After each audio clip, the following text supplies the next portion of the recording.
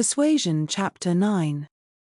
Captain Wentworth was come to Kellynch as to a home, to stay as long as he liked, being as thoroughly the object of the Admiral's fraternal kindness as of his wife's. He had intended, on first arriving, to proceed very soon into Shropshire, and visit the brother settled in that country, but the attractions of Uppercross induced him to put this off. There was so much of friendliness, and of flattery, and of everything most bewitching in his reception there. The old were so hospitable, the young so agreeable, that he could not but resolve to remain where he was, and take all the charms and perfections of Edward's wife upon credit a little longer. It was soon Uppercross with him almost every day. The Musgroves could hardly be more ready to invite than he to come, particularly in the morning, when he had no companion at home, for the Admiral and Mrs. Croft were generally out of doors together, interesting themselves in their new possessions, their grass, and their sheep, and dawdling about in a way not endurable to a third person, or driving out in a gig, lately added to their establishment.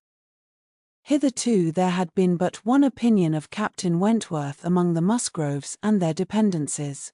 It was unvarying, warm admiration everywhere, but this intimate footing was not more than established, when a certain Charles Hayter returned among them, to be a good deal disturbed by it, and to think Captain Wentworth very much in the way.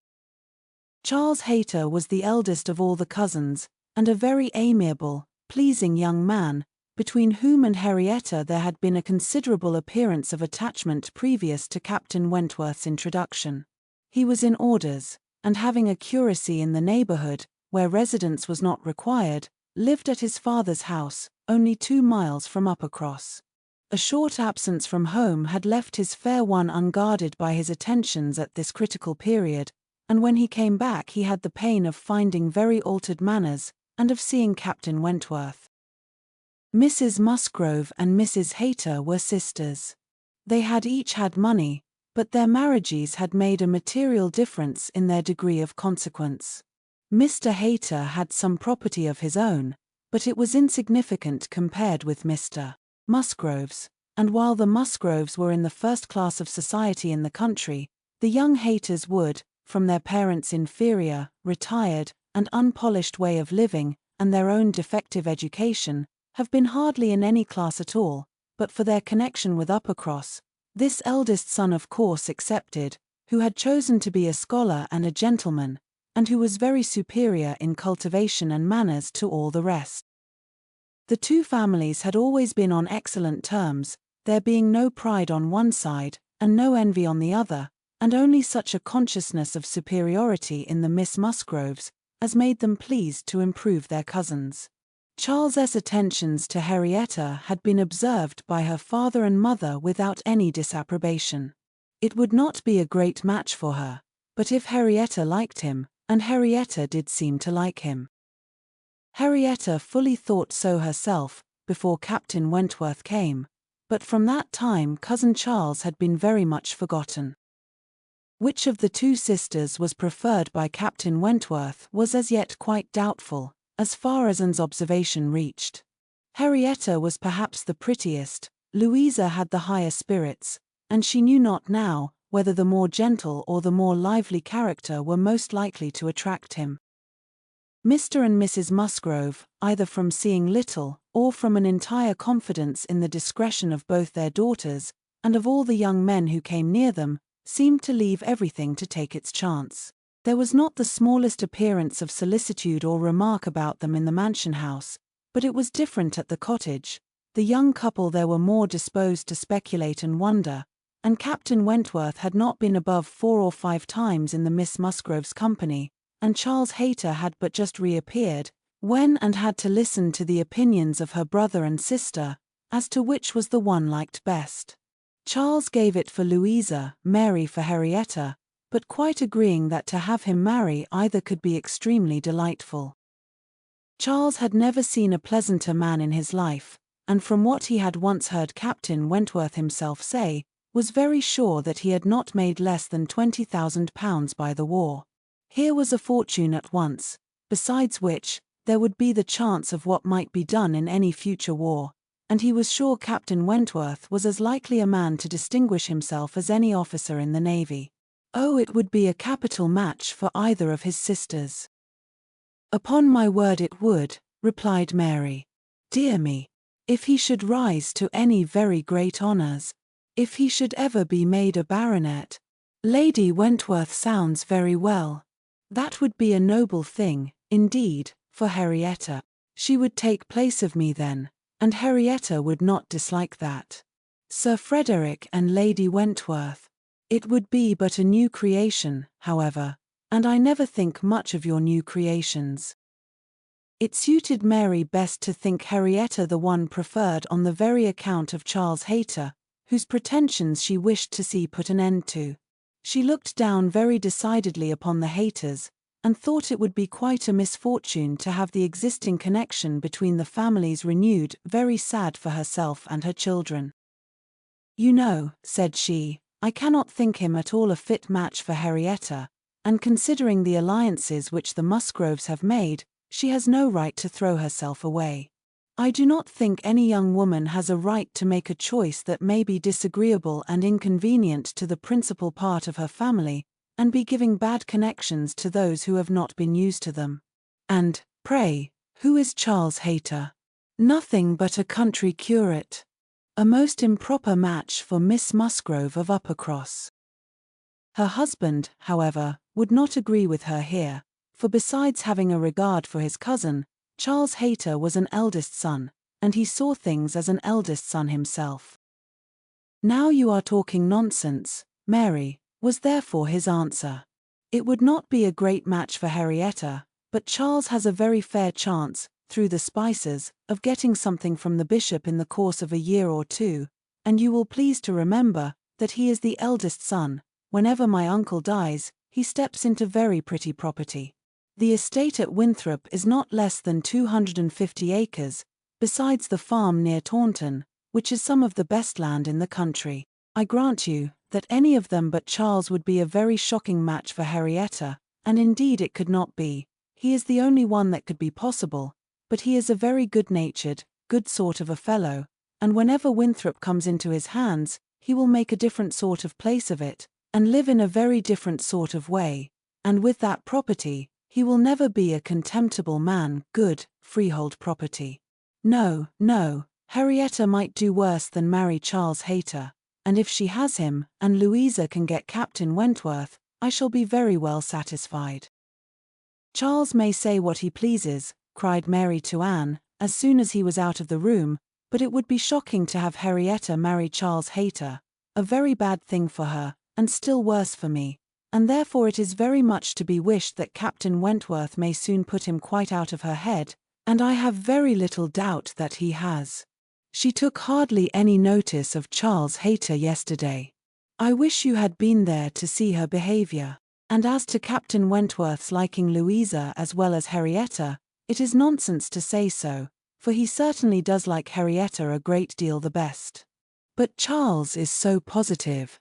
I wish you had been with us yesterday, for then you might have decided between us, and I am sure you would have thought as I did, unless you had been determined to give it against me.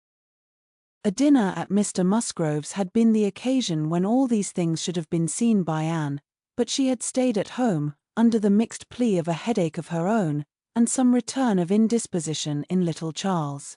She had thought only of avoiding Captain Wentworth, but an escape from being appealed to as umpire was now added to the advantages of a quiet evening. As to Captain Wentworth's views, she deemed it of more consequence that he should know his own mind early enough not to be endangering the happiness of either sister, or impeaching his own honour, than that he should prefer Henrietta to Louisa, or Louisa to Henrietta. Either of them would, in all probability, make him an affectionate, good-humoured wife. With regard to Charles Hayter, she had delicacy which must be pained by any lightness of conduct in a well-meaning young woman, and a heart to sympathize in any of the sufferings it occasioned, but if Henrietta found herself mistaken in the nature of her feelings, the alteration could not be understood too soon. Charles Hayter had met with much to disquiet and mortify him in his cousin's behavior. She had too old a regard for him to be so wholly estranged as might in 2 meetings extinguish every past hope, and leave him nothing to do but to keep away from Uppercross, but there was such a change as became very alarming, when such a man as Captain Wentworth was to be regarded as the probable cause. He had been absent only 2 Sundays, and when they parted, had left her interested, even to the height of his wishes, in his prospect of soon quitting his present curacy, and obtaining that of Uppercross instead.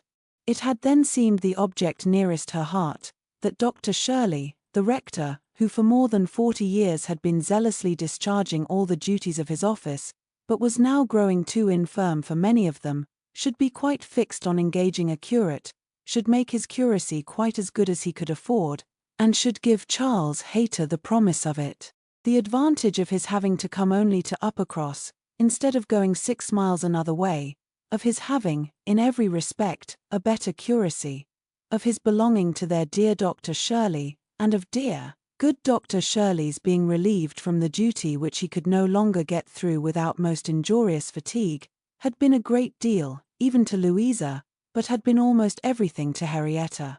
When he came back, alas! The zeal of the business was gone by. Louisa could not listen at all to his account of a conversation which he had just held with Dr. Shirley. She was at a window, looking out for Captain Wentworth, and even Henrietta had at best only a divided attention to give, and seemed to have forgotten all the former doubt and solicitude of the negotiation. "Well, I am very glad indeed, but I always thought you would have it. I always thought you sure. It did not appear to me that, in short, you know, Dr. Shirley must have a curate, and you had secured his promise.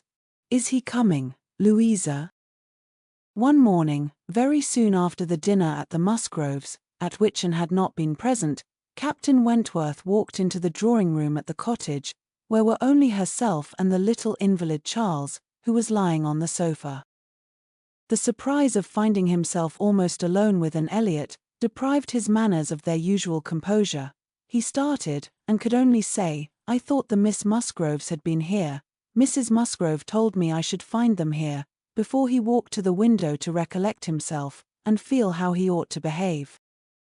"They are upstairs with my sister. They will be down in a few moments, I dare say," had been Anne's reply, in all the confusion that was natural, and if the child had not called her to come and do something for him, she would have been out of the room the next moment, and released Captain Wentworth as well as herself.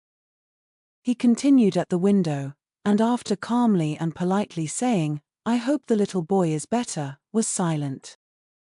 She was obliged to kneel down by the sofa, and remain there to satisfy her patient, and thus they continued a few minutes, when, to her very great satisfaction, she heard some other person crossing the little vestibule. She hoped, on turning her head, to see the master of the house, but it proved to be one much less calculated for making matters easy, Charles Hayter, probably not at all better pleased by the sight of Captain Wentworth than Captain Wentworth had been by the sight of Anne. She only attempted to say, "How do you do? Will you not sit down? The others will be here presently." Captain Wentworth, however, came from his window, apparently not ill-disposed for conversation, but Charles Hayter soon put an end to his attempts by seating himself near the table and taking up the newspaper, and Captain Wentworth returned to his window. Another minute brought another addition. The younger boy, a remarkable stout, forward child, of 2 years old, having got the door opened for him by someone without, made his determined appearance among them, and went straight to the sofa to see what was going on, and put in his claim to anything good that might be giving away. There being nothing to eat, he could only have some play, and as his aunt would not let him tease his sick brother, he began to fasten himself upon her, as she knelt, in such a way that, busy as she was about Charles, she could not shake him off. She spoke to him, ordered, entreated, and insisted in vain. Once she did contrive to push him away, but the boy had the greater pleasure in getting upon her back again directly. "Walter," said she, "get down this moment. You are extremely troublesome. I am very angry with you." "Walter," cried Charles Hayter, "why do you not do as you are bid? Do not you hear your aunt speak? Come to me, Walter, come to cousin Charles." But not a bit did Walter stir. In another moment, however, she found herself in the state of being released from him. Someone was taking him from her, though he had bent down her head so much that his little sturdy hands were unfastened from around her neck, and he was resolutely borne away, before she knew that Captain Wentworth had done it. Her sensations on the discovery made her perfectly speechless. She could not even thank him. She could only hang over little Charles, with most disordered feelings. His kindness in stepping forward to her relief, the manner, the silence in which it had passed, the little particulars of the circumstance, with the conviction soon forced on her by the noise he was studiously making with the child, that he meant to avoid hearing her thanks, and rather sought to testify that her conversation was the last of his wants, produced such a confusion of varying, but very painful agitation, as she could not recover from, till enabled by the entrance of Mary and the Miss Musgroves to make over her little patient to their cares, and leave the room. She could not stay. It might have been an opportunity of watching the loves and jealousies of the four they were now all together, but she could stay for none of it. It was evident that Charles Hayter was not well inclined towards Captain Wentworth. She had a strong impression of his having said, in a vexed tone of voice, after Captain Wentworth's interference, "You ought to have minded me, Walter. I told you not to tease your aunt," and could comprehend his regretting that Captain Wentworth should do what he ought to have done himself. But neither Charles Hayter's feelings, nor anybody's feelings, could interest her, till she had a little better arranged her own. She was ashamed of herself, quite ashamed of being so nervous, so overcome by such a trifle, but so it was, and it required a long application of solitude and reflection to recover her.